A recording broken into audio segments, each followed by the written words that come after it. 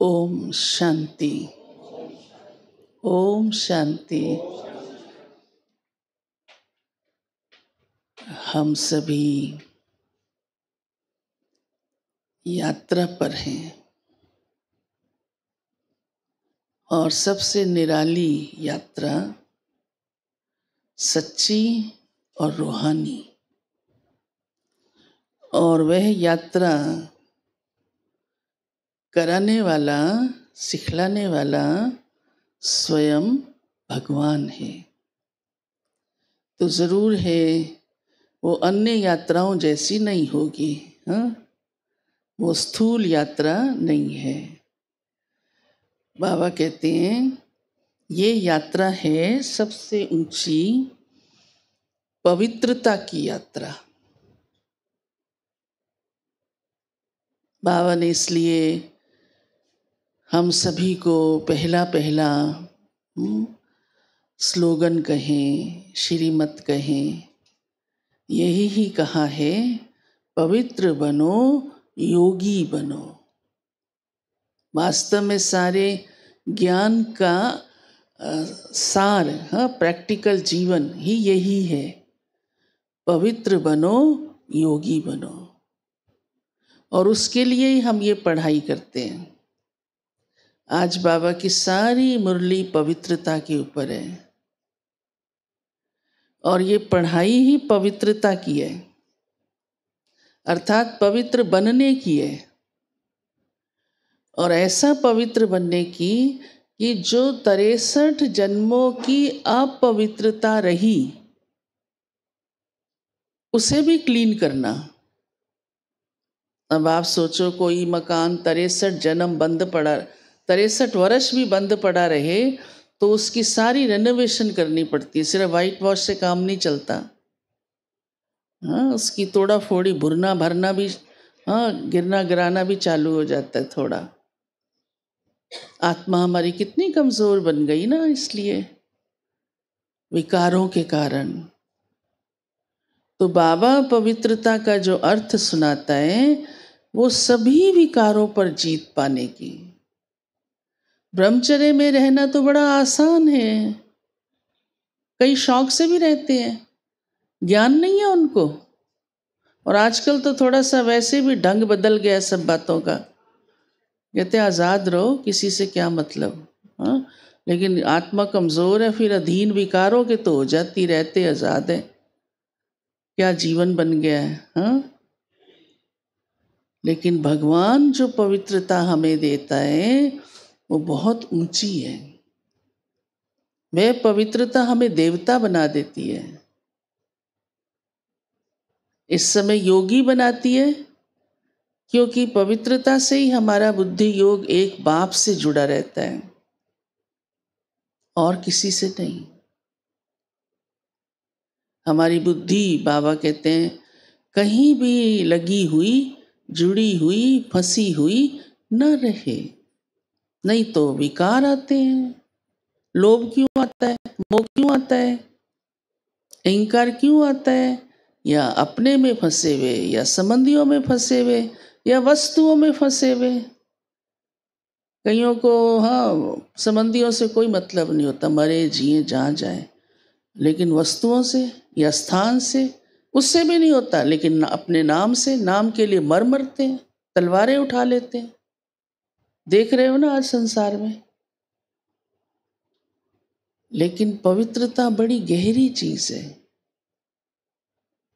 जहां पवित्रता है वहां कोई विकार नहीं। इसलिए बाबा ने कहा, मैं योगी बनाता हूं ताकि आपके पिछले कर्म भी विनाश हो जाएं, रहे ही नहीं कुछ। पूरी मेहनत करो उसकी, पूरी मेहनत। और खुद से समझ में आता है कि मेरे विकर्मों का बोझ उतरा या नहीं। आता है समझ में, क्योंकि अभी गलतियां होती हैं, माना बोझ उतरा नहीं है। बाबा कैसे संपूर्ण बनता गया ना, इतना अंदर ही अंदर योग करता रहा तो बाबा के कर्मों की श्रेष्ठता सबको झलकती थी। क्योंकि बाबा ने तप से पिछले विक्रम 63 जन्मों के विनाश कर लिए। इसीलिए तो कर्मातीत कहलाया ना, तभी तो फरिश्ता कहलाया ना, संपूर्ण और संपन्न कहलाया। तो आज प्यारे बाबा ने सीधा सीधा कहा है, बच्चे किस में कमज़ोर हैं? याद में कमज़ोर हैं। तो मतलब हमें अपनी याद की सब्जेक्ट को पावरफुल करना है। लौकिक पढ़ाई में भी टीचर चेक करता है, इस सब्जेक्ट में तो अच्छे मार्क्स ले लिए, हाँ, खेल कूद में तो 100/100 ले लिए, और ये वाले सब्जेक्ट में जो है वो तो 50% भी नहीं आए, तो माँ बाप को रिपोर्ट लिखता है, इसके इस सब्जेक्ट की ट्यूशन लगाओ, है ना। तो हमें भी अपने योग सब्जेक्ट की ट्यूशन लगानी है, हाँ, लगानी है। हाँ, शाम को आके यहाँ बैठो, संगठन में योग करो, बल मिल जाता है अपने आप। यहाँ मेहनत नहीं करनी पड़ती, क्योंकि वायुमंडल ही वही होता है।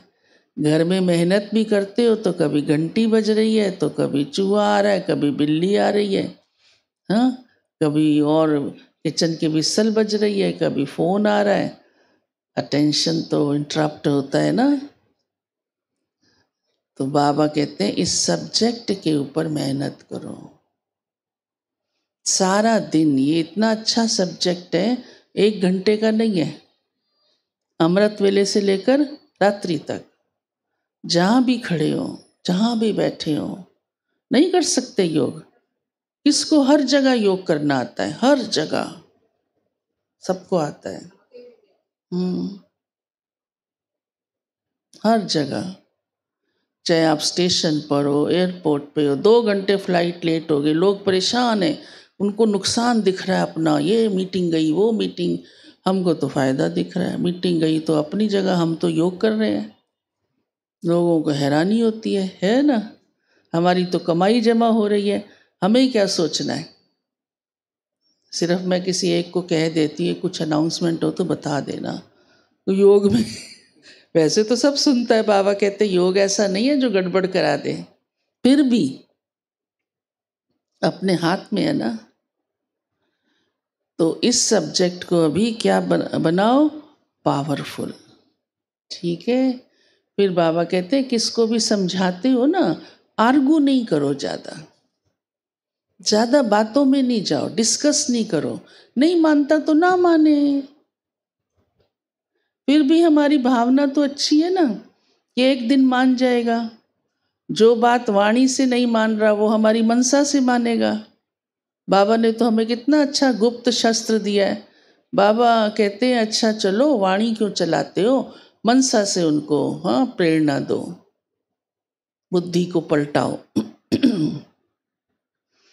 तो इसलिए आज बाबा ने कहा है सभी को ये परिचय दो, आत्मा समझो, बाप को याद करो, और पवित्रता ही मनुष्य आत्मा का कल्याण करती है।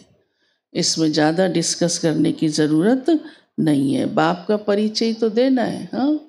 बाप को समझे तो भी ठीक, नहीं समझे तो उसकी तकदीर।